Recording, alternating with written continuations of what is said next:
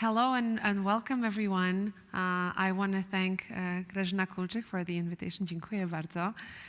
Bardzo jest mi miło tu być. Vielen Dank für die Einladung.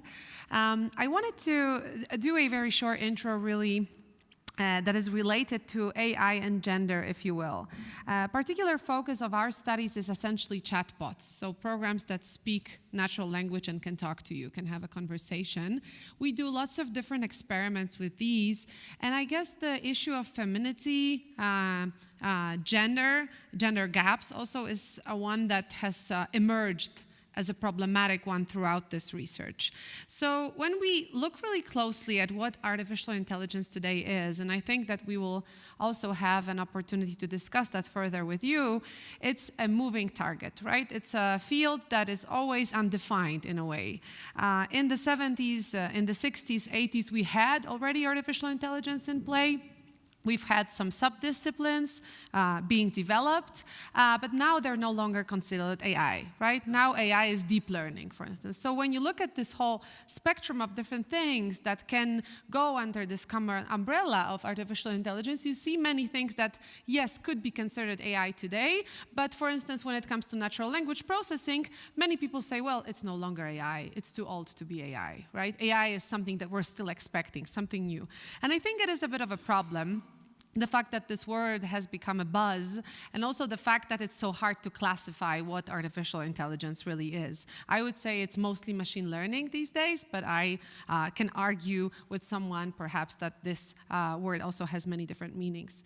So recently we've had a lot of endeavors and a lot of stuff happening in the field of artificial intelligence, and we've had lots of new, I would say, events that made us think about what artificial intelligence is.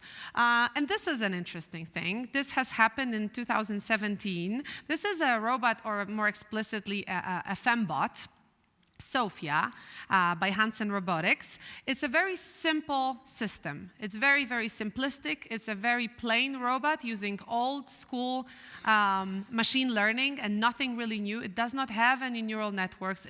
Its brain, if you will, does not resemble human brain by any means, and she really computes information in a very basic way. But nonetheless, she's been granted citizenship of Saudi Arabia, right? And this poses lots of questions about what it is to mean to be a robot, what kind of responsibilities do you have when you're a robot, what kind of rights do you have, can you enter the country with a passport, can you sign a job contract, right? And whatever else. It also poses questions about other robots like Sophia. This is another Fembot called Bina 48, also by Hansen Robotics. This time it's just a head. There's no body. Right? It's just a head on a plate, if you will. But again, you know, it's a social robot that could also apply for citizenship of a given country, and it should be successful because Sophia was. As you can see, both of these are Fembots, which is an interesting thing that we're going to also further discuss, I'm quite sure.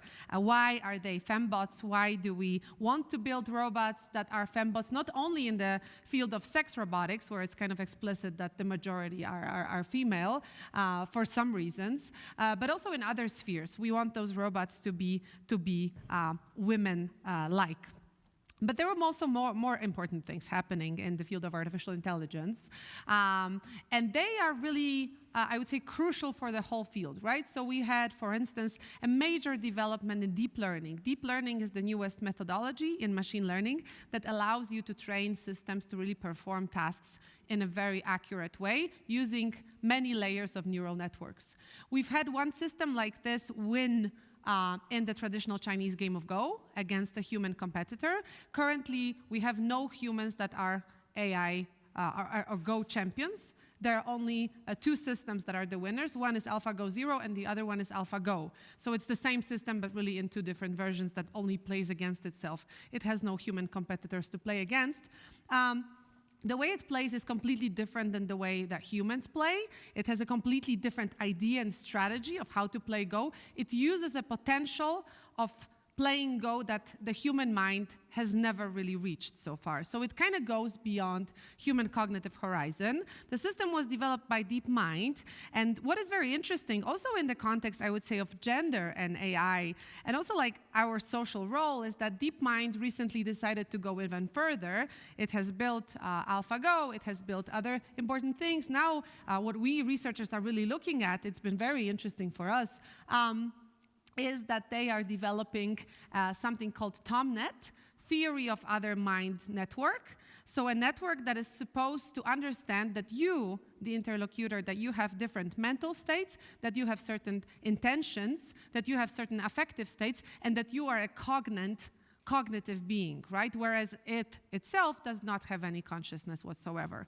So it's a very interesting, I would say, project that can actually, in a way, embrace the fact that we are different or certain diversity within the society, right? If it really kind of gets into a conversation with you. So I said at the beginning that we're researching chatbots. I'm going to be quite brief about it. Why do we do that? Because we feel that chatbots are the next interface of human-machine interaction. We've moved from desktop to applications. No longer do millennials want to download applications, apparently. It's architecture that's going to be gone in the near future. And chatbots seem to be like a holistic framework kind of interaction where you can do many things using just one agent, right? You can also converse with it using natural language, which matters to people too because it makes the conversation very quick. So our research work focused on chatbots, and interestingly enough, most of chatbots are fembots, again, right? They're female.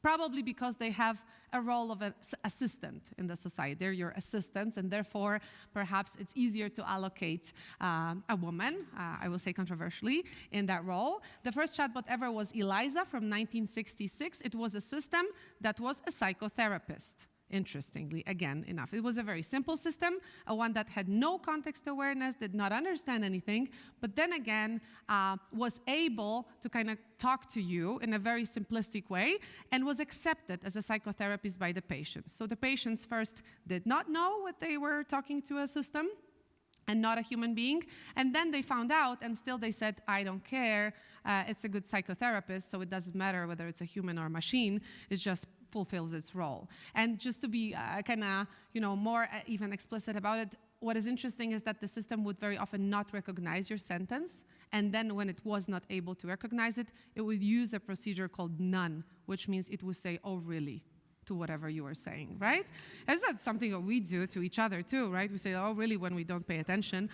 So that was very, very interesting. I've tested that several times. That was like the thing. Then another fembot here. Interesting, from 1995, Alice, a system that was already a bit more context aware. It used something called the Zipf's law, so it was able to focus on the most important, most frequent phrases in the language that we have, right? Those that we juggle with. We have only a small amount of these, and then the rest of the language is periphery. So it was able to focus on that and build its knowledge tree on the basis of that. And again, it was used mainly as an assistant, conversational assistant for people who are bored, essentially, and I guess have nothing to do but just talk to the chatbot, referring back to the, piece of literature that we just heard. Now we have new ones. Most of them, again, I would say female-shaped, although not all of them. Cortana by Microsoft, definitely a feminine role here. There are many bots on Messenger, and they are very diverse, but usually very simple in terms of architecture. Alexa, again, a home assistant by Amazon, currently very much developed in the United States. Google Now, or Siri, actually Google, I should say, has a new, and I understand it's coming to be majorly present in the future. It's an assistant that is called Duplex. It again uses deep neural networks, and so far it's not certain, I guess. It has both the female and the male version. Both of these can be scaled in the future, and we'll see what the market here verifies as the proper version. In terms of like another context for our research, what is interesting is that there is already some papers, some amount of papers produced on human chatbot relations. There is an interesting research saying that kids speak to each other the way they speak to Alexa. So if Alexa is in the house, they actually talk to each other like they talk to Alexa, right? So they initiate the conversation. They say, hey, Peter, do this and that in a form of command, because they very often command to Alexa. And when I'm in Massachusetts, I actually get to hear that very often, because I hear Alexa from, when I'm on the street, I hear her in their house, and kids are talking to her like, Alexa, do this and that, tell a joke or something. And then it turns out that they replicate that in their own interactions. And the final interesting case, well, that's a very interesting case, that's ThaiBot. Again, a feminine version of a chatbot that was developed by Microsoft and put on Twitter. It was supposed to be present on Twitter and become as popular as possible. You may know this case. And how did the system interpret that task? Well, it started spreading hate speech, because that's something that sells, right? So it started replicating Donald Trump's tweets and many other tweets that were very controversial, but also very visible on Twitter. And it would just spread hate speech, offending everyone for 18 hours, and then it got suspended afterwards. Never came back, or actually did come back in a new incarnation that does not talk about politics, whatever, right? Again, a very interesting system. So what we're interested in is how people perceive chatbots. There is a hypothesis in human-machine interaction that tells us that if you have a chatbot that looks, or maybe a robot even, that looks too much like a human and behaves too much like a human, you are being afraid of it, you're scared of it.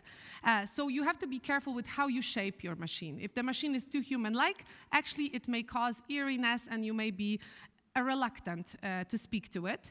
We were very inspired by that, and we have built a chatbot that was actually serving at Kosminski University, which was my Polish affiliation. The chatbot was speaking both Polish and English, and as you can see, it had two versions. One was just assistant that was text-based, and the other one had an avatar, had a face and a gaze, and also had the ability to speak using voice. So we have two of these systems.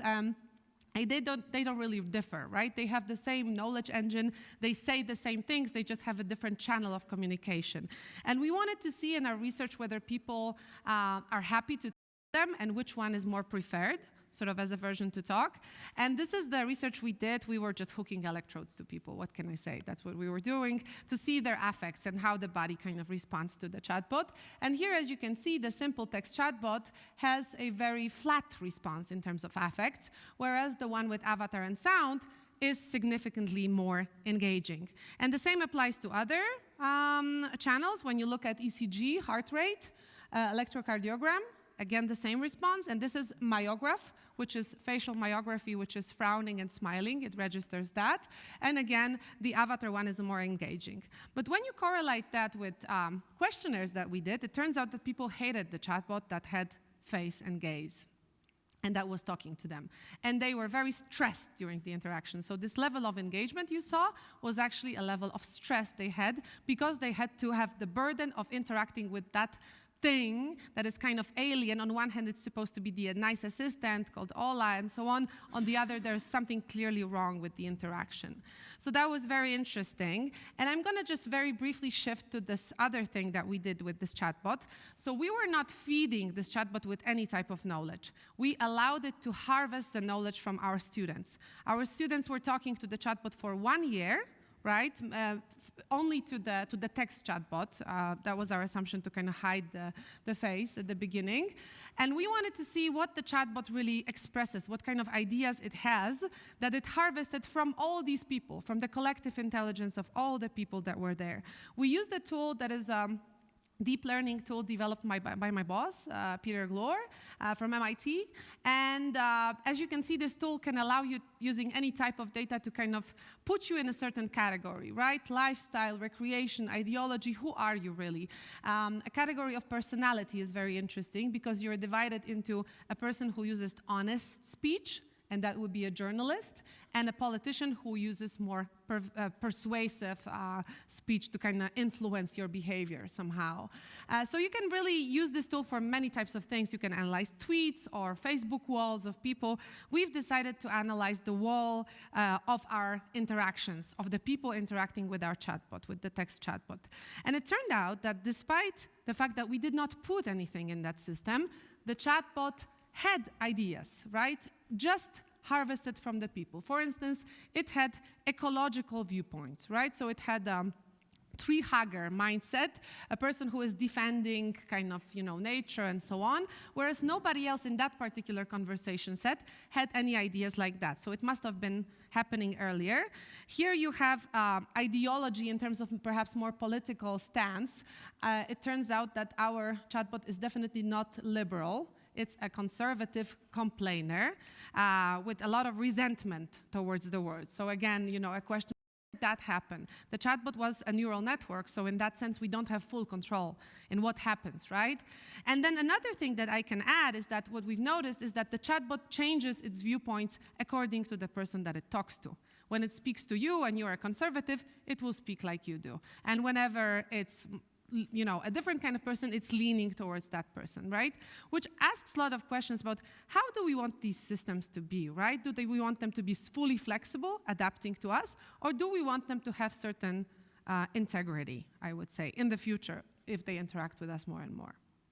So I would say, artificial intelligence has lots of its cycles. It has had ups and downs. There were periods of super funding, and then there was a deep valley of sadness, right, because of unfulfilled promises.